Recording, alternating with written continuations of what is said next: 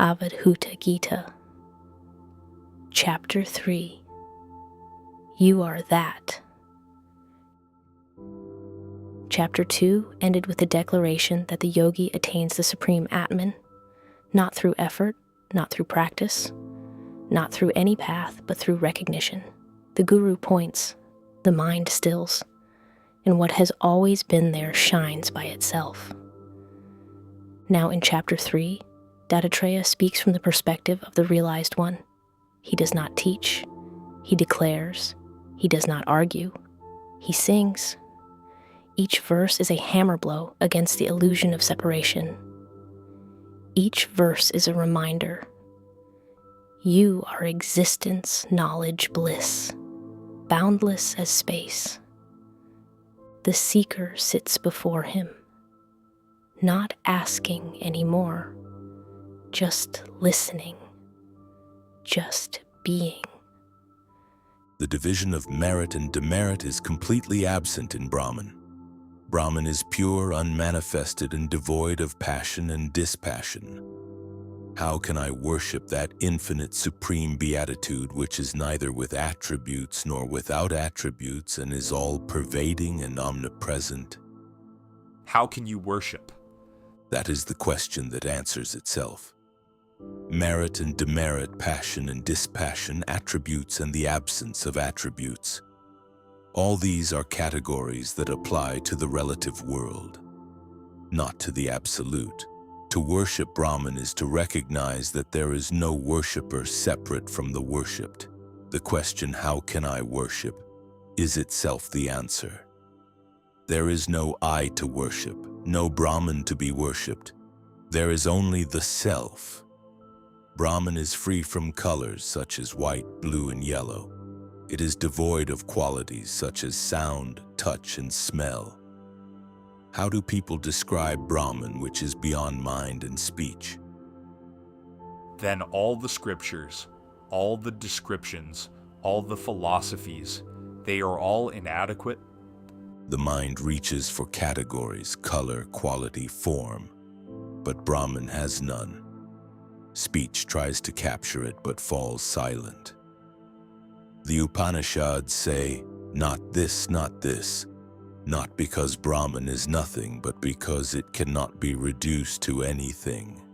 The seeker sits with this. The mind wants to grasp, but there is nothing to grasp. Not because there is nothing, because the self is the one who grasps, not an object to be grasped. Listen carefully now. I will speak from where I am, not from where you think I am, not from where you hope to be, from here, from now, from the self. Truly, how can I say that Brahman has desire or that it is desireless? How can I say whether it is attached or unattached? How can I say that it is unreal or that it is devoid of substance? I am existence, knowledge, bliss, and boundless as space. I am existence, knowledge, bliss. You keep saying that. Because the mind forgets. The mind slips back into the dream of separation. So I repeat it, not for myself, for you, for the one who still thinks he is a seeker. This is the first great declaration of Chapter 3. The self is beyond all predicates. You cannot say it is this or that.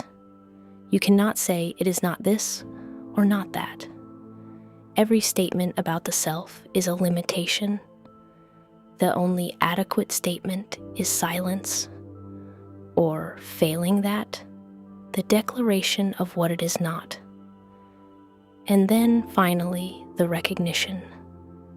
I am that. How can I say whether Brahman is non-dual or dual in its nature? How can I say whether it is eternal or non-eternal? I am existence, knowledge, bliss, and boundless as space. Brahman is neither gross nor subtle. Neither does it appear nor disappear.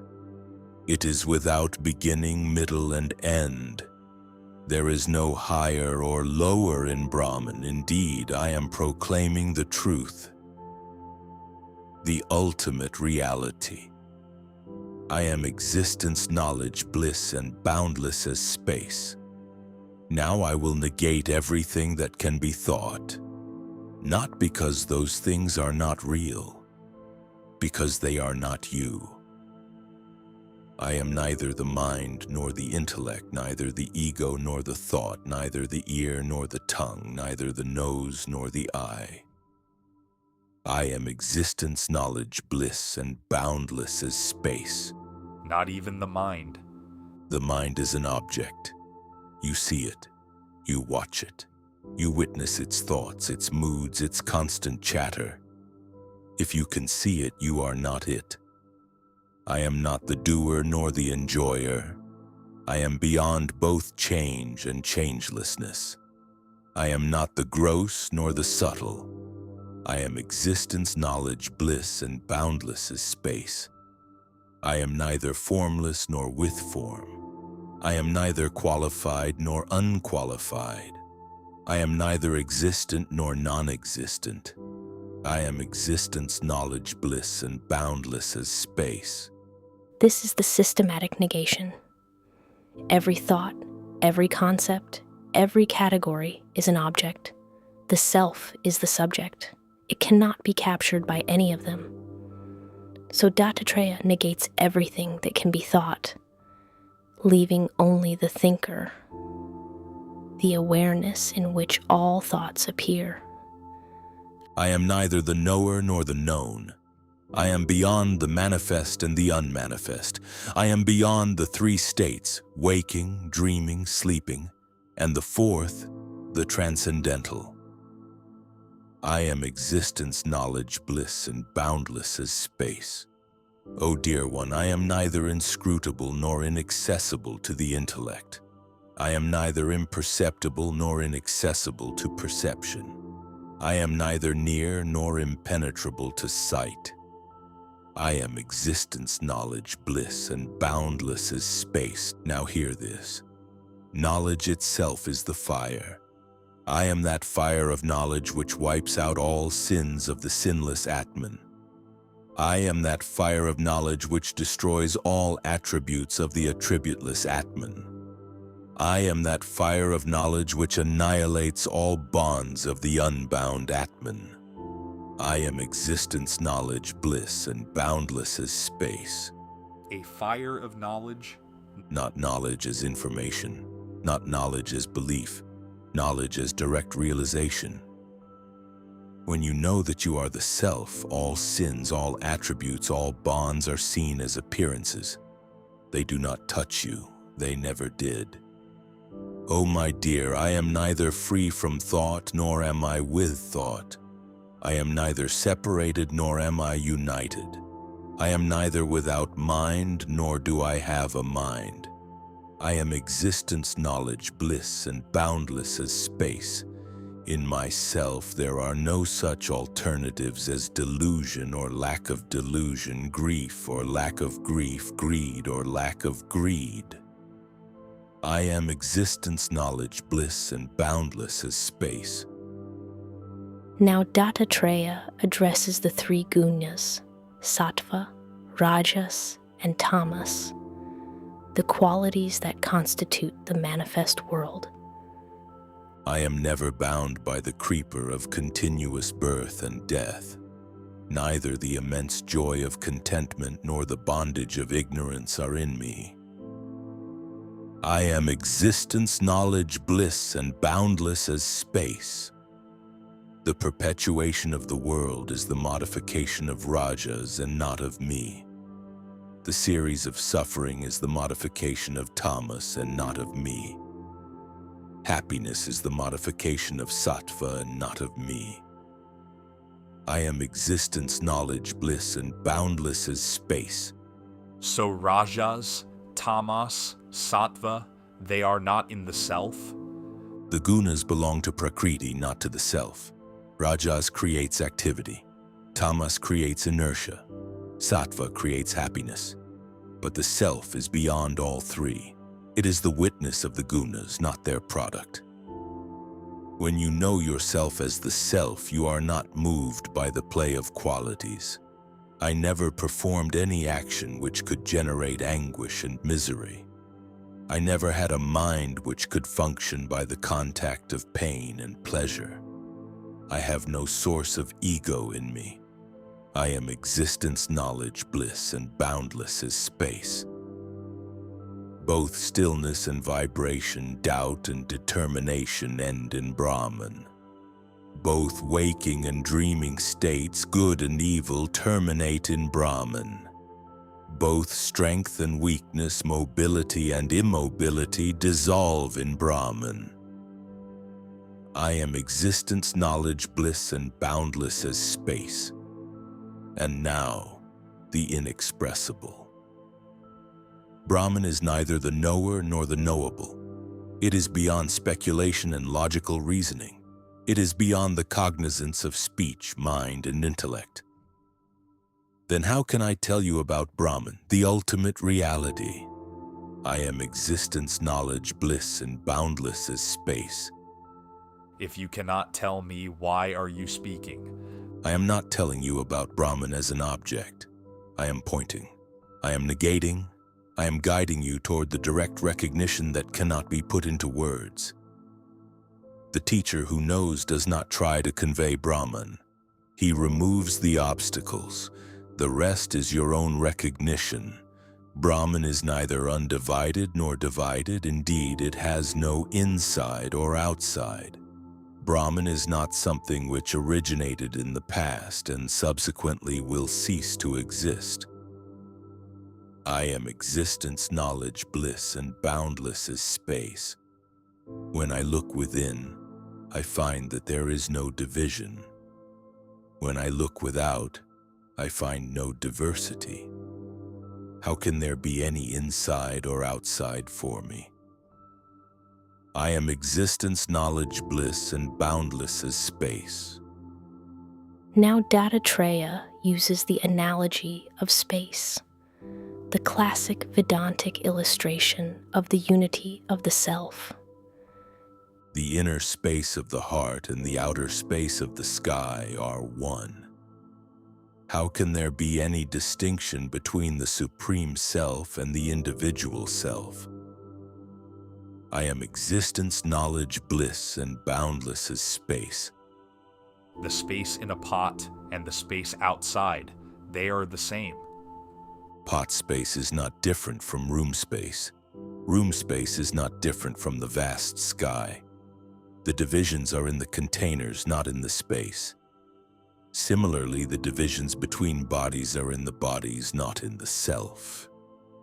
I see no distinction such as I am this or I am that. I see no such distinctions as this is my body or that is your body. I am existence, knowledge, bliss, and boundless as space. If the supreme reality is self-same and absolutely pure, how can there be so many gods, such as Brahma, Vishnu, and Shiva, or so many abodes, such as Brahma's heaven, heaven, and earth? I am existence, knowledge, bliss, and boundless as space. How can I say that the supreme reality is not this or not that it is endless or has an end, or that it is bodiless or has a body? I am existence, knowledge, bliss, and boundless as space. Now a paradox. Listen carefully. Though actionless, I am ever engaged in the highest activity. Being unattached, I enjoy the bliss of non-attachment. Being bodiless, I enjoy the happiness of bodilessness.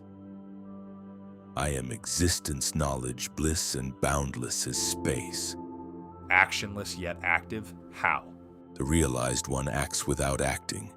He is like the sun, shining on all, touching all, yet not affected.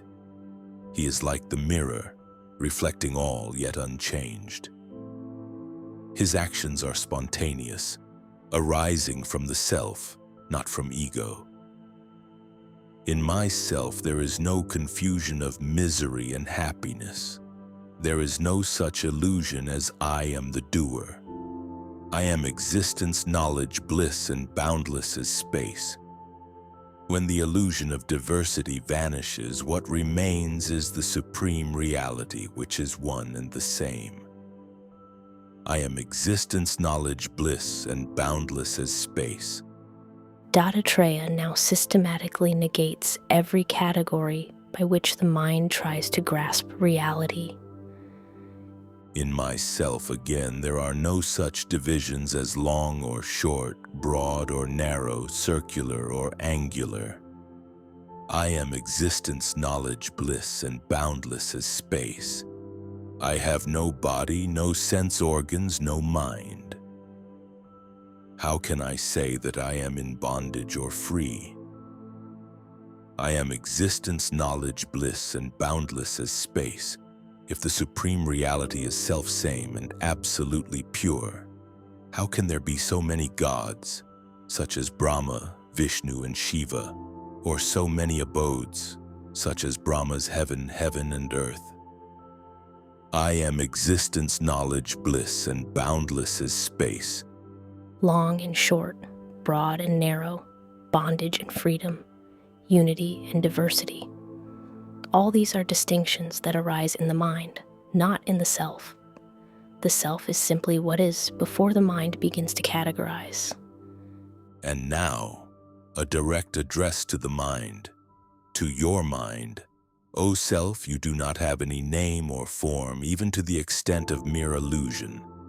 There is no substance which is different or non-different from you.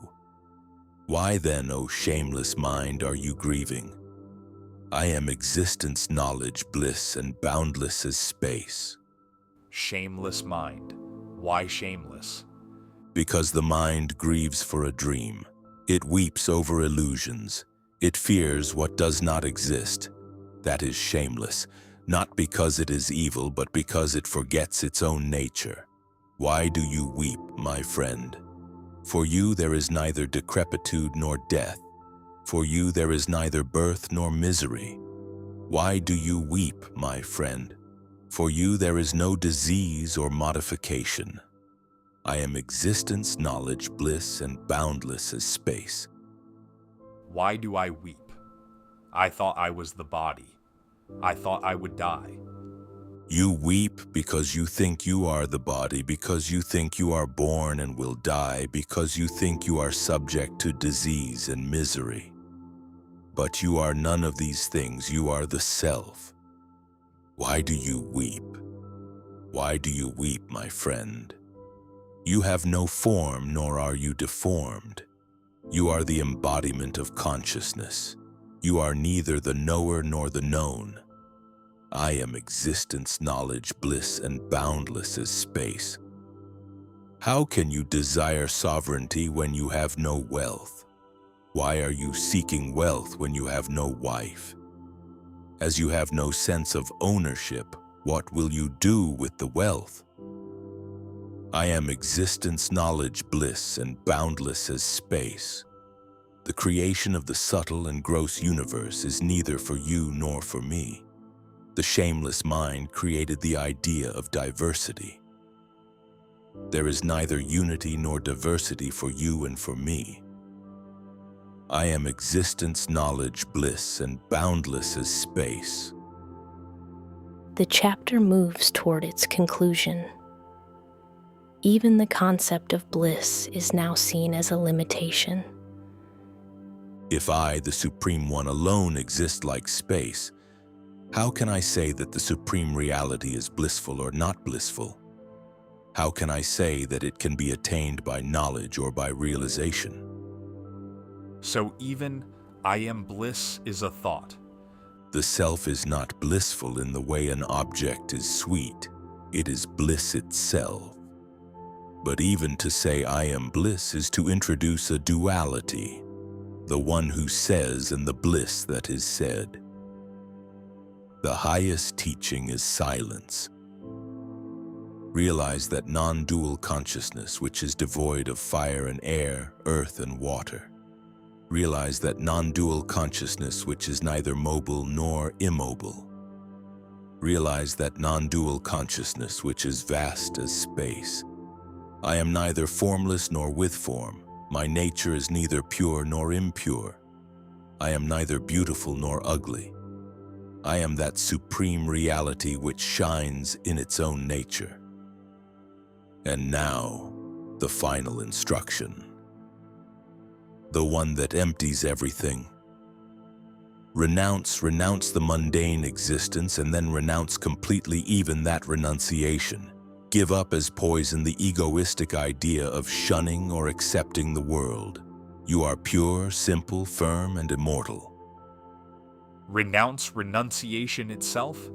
The ego can appropriate anything, even the idea of giving up. I am renouncing the world. That is still the ego speaking. The highest renunciation is not the rejection of the world, but the recognition that there is no separate self to renounce anything. You are pure, simple, firm, and immortal. You always have been. The seeker sits in silence, not the silence of confusion, the silence of recognition, the silence that is the self. Do you understand? There is no one to understand. There is only the self. And I am that.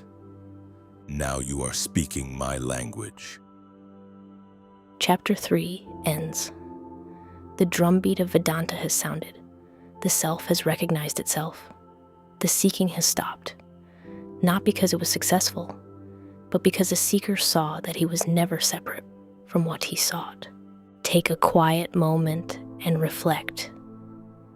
Why do you weep? You have been seeking. You have been striving. You have been hoping to become something you are not. But the AVADHUTA calls to you from the silence. Why do you weep? You are already what you seek. You are already free. The self is not somewhere else. It is not something you will become. It is what you are. Now. Always. The mind may still doubt. The mind may still seek. That is its nature. But you are not the mind. You are the awareness in which doubt and seeking appear. Rest there. Rest as what you are.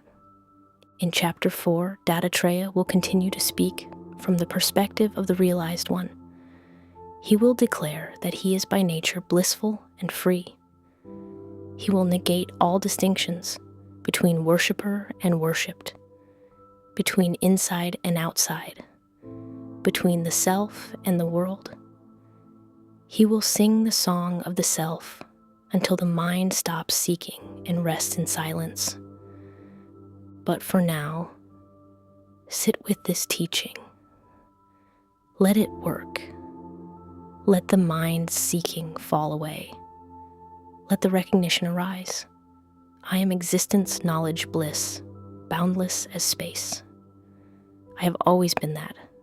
There is nothing to become.